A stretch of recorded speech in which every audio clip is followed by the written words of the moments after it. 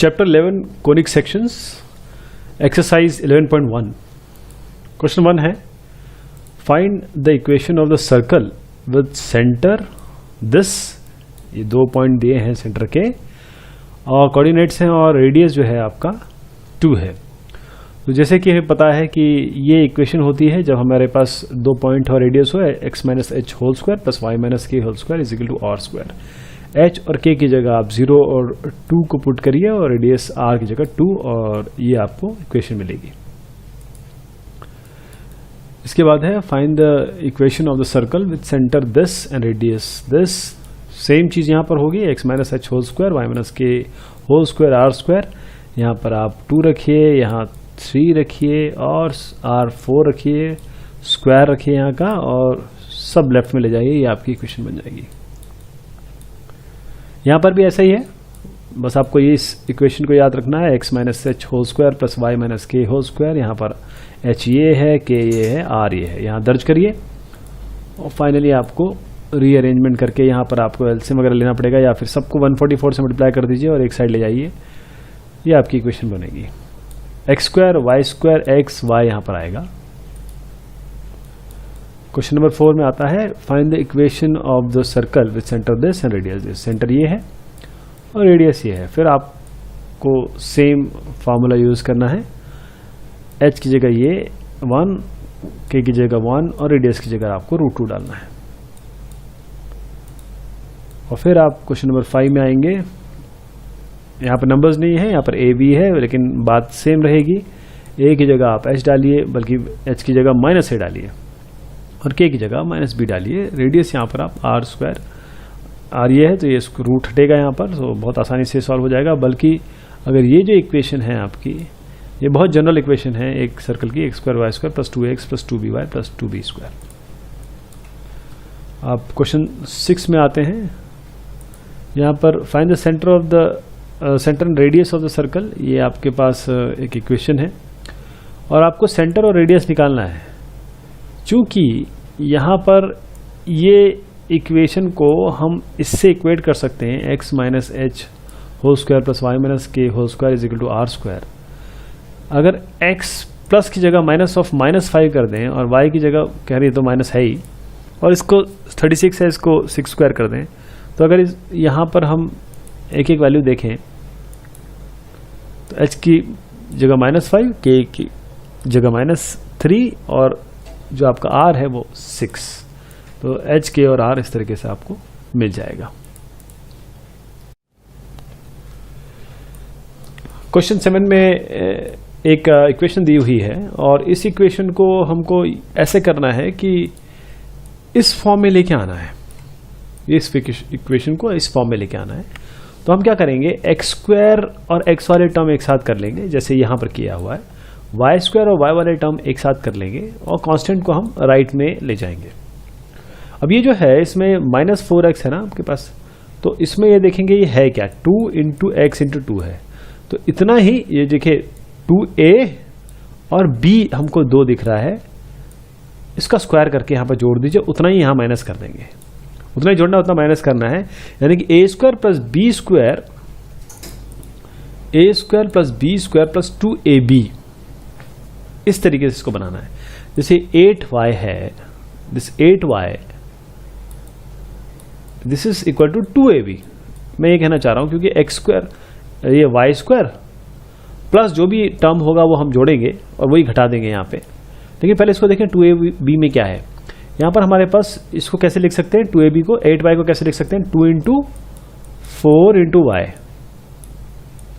तो ये 2ab यानी पहला टर्म और दूसरा टर्म, तो 2 इंटू 4 इंटू वाई, तो 2 ये हो गया, a आपका 4 हो गया, b आपका y हो गया, बस ये 2 टर्म है। तो a plus B whole square या a minus B whole square में रखेंगे तो यहाँ पर y स्क्वायर और 2ab में a की जगह y रख दीजिए, b की जगह 4 रख दीजिए, और ये 4 क्योंकि b है b स्क्वायर, अगर ये a plus B whole square का फॉर्मूला अगर इसमें लगाएं तो b स्क्वायर इतना ही यहाँ माइनस करना पड़ेगा।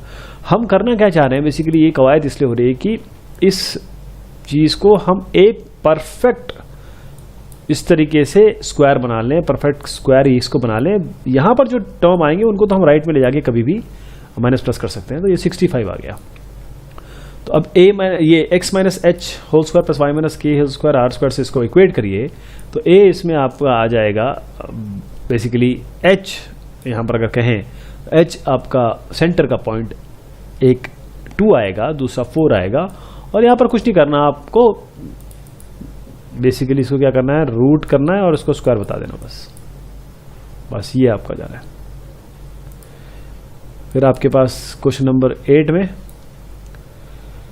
यहाँ पर है find the centre and radius of the circle. बिल्कुल इसमें इसी तरीके से करेंगे, x वाले टर्म एक साथ, y स्क्वायर वाले टर्म एक साथ, और इसको परफेक्ट स्क्वायर बनाएंगे, इसको 2ab से इक्वेट करेंगे, और जो भी टर्म यहाँ पर 2 इंटू ए इंटू बी, ए आपका ये हो गया, बी ये हो गया, यानी कि ए तो आपको ये मिल ही रहा है ना x स्क्वायर, और बी आपका ये 4 स्क्वायर हो गया, तो इतना यहाँ माइनस कर देंगे, पूरी इक्वेशन से माइनस कर देंगे। सीधा इसको भी हम परफेक्ट स्क्वायर बनाएंगे, यहाँ पर भी यही करेंगे, 5 स्क्वायर बनाया, इसको यहाँ माइनस कर देंगे, 2ab से इक्वेट कर देंगे, तो आपका ये इक्वेशन इस तरीके से आपकी बन जाएगी। तो ये जो इक्वेशन आपकी बनी है, दिस इक्वेशन, यहाँ पर h ये हो गया, k ये हो गया, और जो भी यहाँ टर्म आएगा उसका रूट लगा के आप उसको स्क्वायर कर दीजिए, बस वही आपका रेडियस हो गया, अंडर रूट 53 इज रेडियस। बिल्कुल सिमिलर काम क्वेश्चन 9 में भी आपको करना है, सेंटर और रेडियस निकालना है इसका। तो x वाले टर्म एक साथ ले लीजिए, y वाले टर्म एक साथ ले लीजिए। अब ये जो आपका आया है, इसको किस तरीके से करेंगे देखिएगा आप थोड़ा सा। इसका तरीका ये है कि आप 2 से इसको बाहर ले जाइए, बाकी क्योंकि ये 2 आपको दिख रहा है ना, हमको तो मैंने आपको बोला कि a square plus B square plus 2ab या a square plus B square minus 2ab, यानी a plus B whole square या a minus B whole square का ही फॉर्मूला हमें चाहिए। तो इसलिए हमारे पास 2 अगर सामने रहेगा, किसी भी ये x या y, x स्क्वायर या y स्क्वायर के टर्म में अगर आगे आपका 2 रहेगा तो बात बनेगी नहीं। 2 बाहर ले लिया, अब ये जो है ना, 2 बाहर लेने पर इसको x/2 करना पड़ेगा, तो अब इसमें भी ऐसे करेंगे, माइनस x/2 को 2ab से इक्वेट कर देंगे, बस आपका 1/4 स्क्वायर और 1/4 स्क्वायर से माइनस कर देंगे। y स्क्वायर तो खैर है ही, क्योंकि y स्क्वायर में कुछ करने की जरूरत नहीं, y माइनस 0 का होल स्क्वायर कर देंगे डायरेक्ट। तो इसको फिर से इक्वेट करेंगे, h ये हो गया, k ये हो गया, और आपका ये तो 1/4 होल स्क्वायर हो ही रहा है, ये आपका r हो गया। क्वेश्चन नंबर 10 में आते हैं, find the equation of the circle passing through point this and this and whose centre is on the line this. तो आपके पास रिक्वायर्ड इक्वेशन सर्कल की ये होती है। अब इसमें क्या है कि इस इक्वेशन में बोला है कि ये देखो 4 और 1 से पास हो रहे हैं, यहाँ पर ये 6 और 5 से पास हो रहे हैं। तो पहली बार इस इक्वेशन में, ये जो इक्वेशन है, इसमें आप 4 और 1 रख दीजिए, ये मिलेगा, फिर 6 और 5 रख दिए, ये मिलेगा। दूसरा ये बोलते हैं कि whose centre is on the line this, यानी तीसरी इक्वेशन भी हमारे पास है, और ये बोल रहे हैं कि h और k इसमें लाई कर रहे हैं, इस लाइन में लाई कर रहे हैं ना, तो ये आपकी h और k वाली हो गई, एक ये बन गई। तो इन दोनों से क्या बनेगा, आप अगर, क्योंकि ये दोनों r स्क्वायर हैं, देखिए ये दोनों r स्क्वायर हैं, तो आप इक्वेट कर दीजिए, दोनों को इक्वेट कर दीजिए।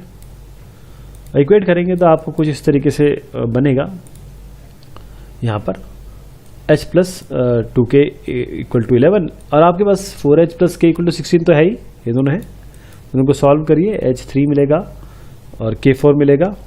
किसी भी एक इक्वेशन में रख दीजिए, आपको r निकालना है ना, यहाँ पर आपको r मिल जाएगा, ये आपका r इक्वल टू √10।